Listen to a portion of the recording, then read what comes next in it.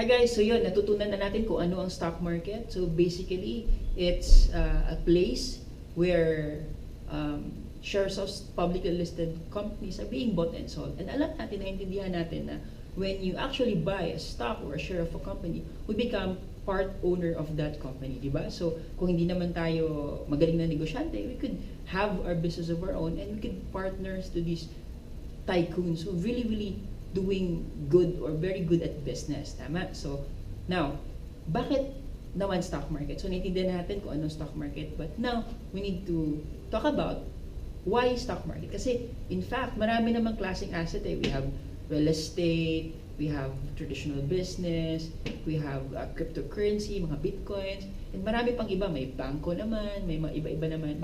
Pero bakit? Why stock market? So, basically, here in this topic, we're gonna discuss some advantage and disadvantages ng mga different assets available out there or kung bakit ba kailangan stocks ang i-invest natin. At the same time, we're gonna talk about some factors on how should you decide when you're trying to look out the best investment for you. So, syempre, may mga iba-ibang assets naman, right? So, syempre, titingnan natin kung ano ba yung tamang investment para sa atin. Ano ba yung fit sa atin, alright? So, thank you very much. Now, continue with this video and again, see you in the next video. Enjoy learning. Okay, so while answering this, I want to focus on 4 factors. Number 1, I want to look at the profit. Siyempre, titingnan natin kung kikita ba tayo sa invest na natin at maganda ba yung kita dyan. Number 2, aside from kita, kailangan nating tingnan din yung liquidity or ibig sabihin, ma-encash ko ba yung pera ko in case kailangan ko na or mabili ko bang maibibenta yung binili kong investment. So, very important na tingnan din natin yung liquidity. Next is taxes and fees. And there's a lot of people na hindi nila pinapansin yung taxes nila or fees na binabayaran nila during the investment. However, as a wise investor, you need to really look at how much is the taxes or what would be the fees involved. At the same time, affordability. Ibig sabihin, when you start something, syempre, marami namang investment na maganda, right? Example, real estate or of this good investment. However, tingnan natin kung kaya ba natin or afford ba natin. Okay? Now, let me look at sa first factor, which is the profit. Okay? Now, here are some examples of the investment vehicles na pwede natin gawin. We have the fixed deposits. Usually, ito yung dito tayo nag-i-invest commonly na savings account, checking account, or time deposits because ito yung mindset sa atin before. And to give you a rough idea, during 1980s, 1970s, malaki yung interest ng bank. However, right now, makita natin, sobrang liit na. And some 1%, more or less. So, fixed deposits. Okay? We have also gold. Gold is a good investment. Ito yung laging in-investan ng maraming tao din. It could be a gold, yung gold bars, or it could be a alahas or jewelries. Okay? Or real estate, which is commonly known as properties. We have farm, we have raw lands, we have domestic properties, commercial properties, or any properties in nature, building or mga condos, okay? And stock market or pagmamay-ari ng isang negosyo, okay? Through ownership of the company, okay? There's a study being done by Morgan Stanley of all of these assets worldwide, and they've realized that more or less fixed assets pala or fixed deposits pala generate an average rate of 7% per annum. So, hindi na masama. So, nag-invest ka ng, halimbawa, 100,000, you get 7,000 yearly. So, okay na rin, 7%. And gold generally generates 13% return per annum. So, okay na rin. Mataas na rin yung 13%. If you invested 1 million, you get 130,000 as a return yearly. And real estate, they've studied that real estate grows on an annual rate of 14%, 1/4. So, syempre, yung mga commercial properties grows more than yung mga other properties like domestic or agricultural. But on an average, the real estate grow 14% per annum. And lastly, they've realized that the stock market grows the highest in a long-term perspective. So, stock market grows on an average 17% per annum. It means if you invested $1 million, you could earn around 170,000 per year. So that's the range. However, when you're investing, you need to consider po yung inflation. Inflation, ito yung pagtaas ng presyo ng mga bilihin, di ba? Alam natin dati, pamasahe, ganito lang. Panahon ng lola natin, ang bigas, ganito lang yung per kilo. Ngayon, sobrang mahal na. That's inflation. Okay? Now, they also realized that inflation po would range around around 2 to 6%, but 6% as an average, diba? So now when we invest, we need to consider dapat nag-i-invest tayo above the inflation, okay? Because if we're investing below inflation, we're not creating wealth. However, if we invest above inflation, that's where we create wealth in what we're doing. Okay. Now, fixed deposit, if you're investing fixed deposits, it could be time deposit, a special deposit accounts. It grows 1% above inflation. If you're investing in gold, it grows above 7% above inflation. Real estate 8% above inflation, and stocks could grow around 11% above inflation. So for me, if you want to invest on something, I believe stock market is a very good candidate for you to invest your money in, right? Okay. So after profit, we need to look at, yeah, I have this example. This is a blog being done by a certain blogger, a study that there was a study between an Ayala land, I mean lupa talaga, at saka Ayala stock, okay? In this case, we have a capital of 1 million, kinumpare nila yung real estate at saka stock. In 1992, yung 1 million binili ng lupa sa Ayala, sa gitna ng Ayala, costing around 70,000 per square meter, and yung stock ng Ayala at the time is nasa 2.95 per share. And total bought sa real estate is 14 square meter sa 1 million, and sa stock is 338 shares. And after quite some time, after 20 years, ang presyo ng lupa in Ayala sa Makati have grown from 70,000 per square meter to 300,000 per square meter. And the stock have grew from 2.95 per share to 26.45 per share. And makita natin na the value of that after 20 years sa real estate, ang 1 million mo naging 4.2 million pesos, diba? More than 400%. However, here's a stock, your money have grew 8.9 million pesos. Does it mean the stock is better than real estate? No, that doesn't necessarily mean, but it just only shows you the power of capital gains in the stock market. Okay, so it means it's also a good consideration. Kasi sa lupa, pwede mo namang i-rent, diba? So, or sa stock, you could also earn dividends. Okay? Now, bakit ho ba mas malaki yung tinubo ng stock dito? Because in here, hindi lang siya Ayala land. When you buy the stock of Ayala land, hindi mo lang binibili yung lupa ng Ayala, but yung negosyo ng Ayala. Okay, so that could be the reason why mas malaki yung compounding effect niya over time. Okay?